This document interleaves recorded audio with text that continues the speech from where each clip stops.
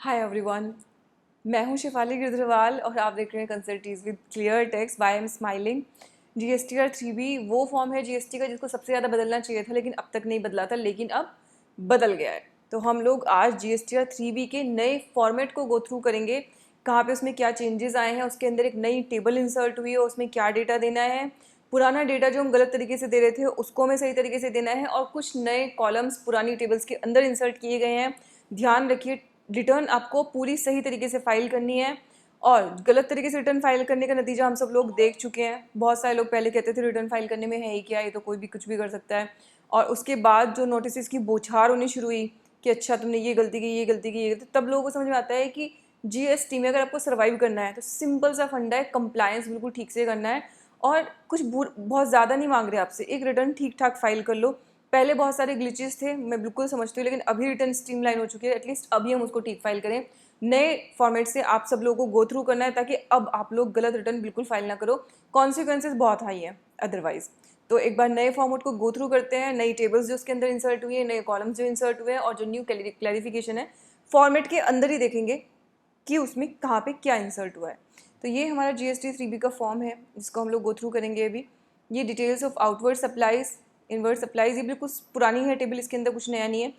3.1, इसके जस्ट नीचे 3.1.1 एक न्यू टेबल इंसर्ट की गई है। तो जो 3.1.1 टेबल है इसके अंदर जो ई कॉमर्स ऑपरेटर जिनकी सप्लाई 9.5 के अंदर कवर होती है, 9.5 के अंदर किन की कवर होती है, जो लोग अपने थ्रू कुछ सर्विसेज की सप्लाई करते हैं, जैसे फ्लिपकार्ट और अमेजोन है, वो अपने थ्रू किसकी सप्लाई करते हैं, गुड्स की, सर्विसेज की नहीं करते। लेकिन ओला, उबर है, मेक माई ट्रिप है, वो लोग क्या करते हैं, अपने थ्रू सर्विसेज की सप्लाई करते हैं। तो 9.5 में अगर लेवी सेक्शन आपको याद हो, सेक्शन 9.5 क्या लिखा हुआ था कि आप अपने थ्रू सप्लाई करते हैं जो सर्विसेज, उन ई कॉमर्स ऑपरेटर को गवर्नमेंट क्या कर सकती है, नोटिफाई कर सकती है। और यहाँ पे गवर्नमेंट ने नोटिफाई किया हुआ है, जैसे ओला उबर वगैरह को किया हुआ है। तो उनके लिए एक स्पेसिफिक है कि उनको अपनी सप्लाईज अलग से दिखाने के लिए कोई स्पेस नहीं होता था। तो यहाँ पे जो इसका फर्स्ट पार्ट है टेबल नंबर 3.1.1 का, वो है उस इलेक्ट्रॉनिक कॉमर्स ऑपरेटर के लिए जिसकी सर्विसेज को नोटिफाई किया गया है। और इसका जो सेकेंड पार्ट है वो है उन वेंडर्स के लिए जो ऐसे पोर्टल्स के थ्रू अपनी सर्विसेज दे रहे हैं। ठीक, तो आप इसको देख सकते हैं, पढ़ सकते हैं। 2 सेकंड का पॉज ले रही हूँ मैं यहाँ पे ताकि आप इसको अच्छे से रीड कर सकें। तो अब हमारी अब हमारी जो जीएसटीआर 3B है उसके अंदर आपको ये दिखाई देगी टेबल। देन इसके बाद 3.2 टेबल है जो पहले से एग्जिस्ट करती है। इसमें 3.1.1 को भी मेंशन कर दिया गया है जो पहले हमने मेंशन नहीं किया था। तो ये कह रहे हैं कि जो ऊपर आपने सप्लाईज दिखा दी उनमें से ही, तो ये नहीं कि एडिशनल, अब आप ये मत करना कि ऊपर लेस करके दिखाओ फिर यहाँ पे दोबारा दिखाओ। ऊपर जो दिखा रखी है टैक्सेबिलिटी तो उसके हिसाब से होगी। जो टेबल 3.2 है वो सिर्फ किस लिए है, डिस्क्लोजर के पॉइंट ऑफ व्यू से। हम में से बहुत सारे लोग सोचते हैं डिस्क्लोजर के लिए तो फिर भरने की जरूरत क्या है, क्या फर्क पड़ रहा है इससे। ध्यान रखिए, ऐसे तो हम लोग अगर अपना P&L अकाउंट ना बनाएं तो क्या हमें प्रॉफिट पता नहीं चलेगा, पता तो चल जाएगा फिर भी, राइट। लेकिन फिर भी बैलेंस शीट, P&L जो भी हम बनाते हैं उसका एक सेट फॉर्मेट होता है, उसमें कुछ इंपॉर्टेंट डिस्क्लोजर्स होते हैं जो आपको देने होते हैं। बिकॉज जो फाइनेंशियल स्टेटमेंट्स हैं they are not just for ascertaining the profit, but किस लिए होते हैं वो, कि प्रॉपर डिस्क्लोजर उसके हर अंदर की चीज़ का मिल सके, ताकि कोई चीज़ गलत है तो वो एकदम से ट्रेस आउट हो सके। तो वही सेम चीज़ यहाँ पे भी अप्लाई होती है। तो डोंट टेक इट लाइटली, ये हमें पूरी फिल करनी है अच्छे तरीके से। इसके बाद एलिजिबल आईटीसी जो टेबल नंबर 4 है, इसके अंदर कुछ नए पोर्शंस जो इंसर्ट किए गए हैं। इन पोर्शंस को आप देखेंगे, ITC available whether in full और पार्ट, ये इंपोर्ट ऑफ गुड्स का ऑटो पॉपुलेट होकर आएगा, इंपोर्ट ऑफ सर्विसेज का ऑटो पॉपुलेट होकर नहीं आएगा, क्योंकि सर्विसेज के लिए हमारे पास कोई इन्फॉर्मेशन ऐसी नहीं होती।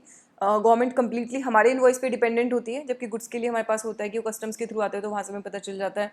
देन इनवर्ट सप्लाई जो रिवर्स चार्ज के लिए लाइबल है, तो अब आप बोलोगे तो ऊपर भी लिखा था ना, ऊपर हमने क्या लिखा था, इनवर्ट सप्लाई परचेज की अमाउंट दी थी जिस पर रिवर्स चार्ज एप्लीकेबल, और यहाँ पे हम क्या लिख रहे हैं, उसका इनपुट टैक्स क्रेडिट क्लेम कर रहे हैं। तो दोनों जगह उसको मेंशन करना है, ऊपर टैक्सेबिलिटी क्रिएट करने के लिए और नीचे उसका इनपुट टैक्स क्रेडिट क्लेम करने के लिए।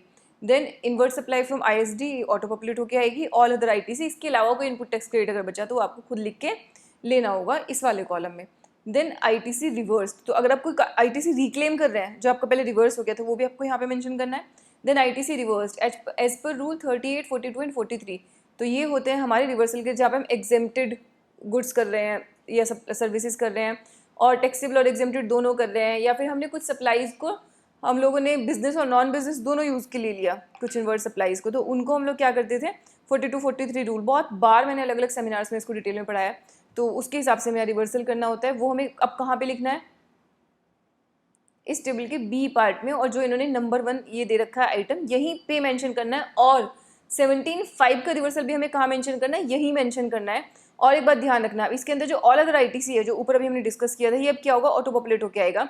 तो इसके अंदर ऑटोमेटिकली 17.5 के आईटीसी जुड़े हुए ही होंगे हमेशा, राइट। तो आप अब हम और दिमाग चलाए तो ये भी कर सकते हैं, इसके अंदर जुड़ा हुआ है तो मैं लेस कर दूँ, यहाँ पे एडिट तो कर सकते हैं ना, अभी मत करो।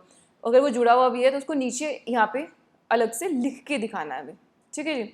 अच्छा, वो अदर आईटीसी है तो हमारे नीचे आ जाएगा। अदर, उन्होंने कहा कि जो अदर आईटीसी है उसमें आप ऐसे आईटीसी लिखना जिनको आप रिक्लेम कर सकते हो इन फ्यूचर। तो ये मैंने पहली वीडियो में भी कवर किया था, यहाँ पे आपको फॉर्मेट के अंदर ही दिखा रही हूँ कि यहाँ पे मुझे वो आईटीसी लिखने हैं बेसिकली जो आईटीसी मेरे रिक्लेमेबल नहीं है, और यहाँ पे मुझे वो आईटीसी लिखने हैं जो मेरे को रिक्लेम करने हैं, यानी कि बाद में क्लेम करूँगी मैं।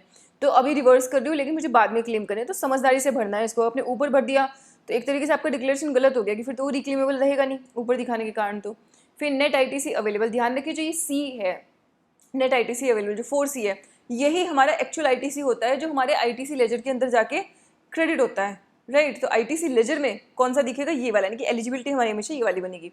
देन जो नीचे 2 पार्ट दिए गए, they are only for disclosure purpose, लेकिन हमें फिर भी उसको डिस्क्लोज करना है। वो किस पर्पस के लिए, ITC reclaim which was reversed. तो जो आपने ऊपर रिवर्स किए थे आईटीसी, मैंने कहा ना रिक्लेमेबल, आपको कहाँ दिखाने थे, 4B2 के अंदर, वो यहाँ पे जब आप रिक्लेम करोगे तो आप बताओगे। साथ में जो इनएलिजिबल आईटीसी हैं आपके सेक्शन 16(4) के, जो यानी कि टाइम बार्ड हो गए, वो मुझे यहाँ पे दिखाने हैं अलग से। Value of exempted nil and non GST inward supplies, ये हमें दिखाना है। ये पहले से टेबल है तो इसको और एक्सप्लेन नहीं कर रही, इसलिए मैं table number 6 payment of tax की अपने आप ऑटो फिल हो जाती है, बस आपको एक बार देखना होता है कि जो मैनर है वो ऑप्टिमम है कि नहीं, उसको हम लोग कई बार चेंज करते हैं। टीडीएस टीसीएस इसके अंदर ऑटो पॉपुलेट होकर आएगा। तो ये हमारी नई जीएसटीआर 3B है विद द न्यू चेंजेस जो उसके अंदर आएंगे। फॉर्मेट में देख के आपको ज़्यादा क्लियर होगा, पहले मैंने आपको बताया था बट वो वर्बल था तो उतना शायद क्लैरिटी नहीं आई थी, बट यहाँ फॉर्मेट में देख आपको और अच्छी क्लैरिटी आएगी। रिटर्न हम लोग को बिल्कुल सही भरनी है और सही टाइम पे भरनी है, आपको कोई प्रॉब्लम नहीं आएगी जीएसटी के अंदर। और अगर आप सही टाइम पे मंथली या क्वार्टरली रिटर्न भरते हो ना, तो एक्चुअली आपकी खुद की अकाउंटिंग बहुत अच्छी हो जाएगी and from A business point of view it's not a bad thing. तो इसी के साथ ही वीडियो में क्लोज कर रही हूँ। Thank you so much everyone.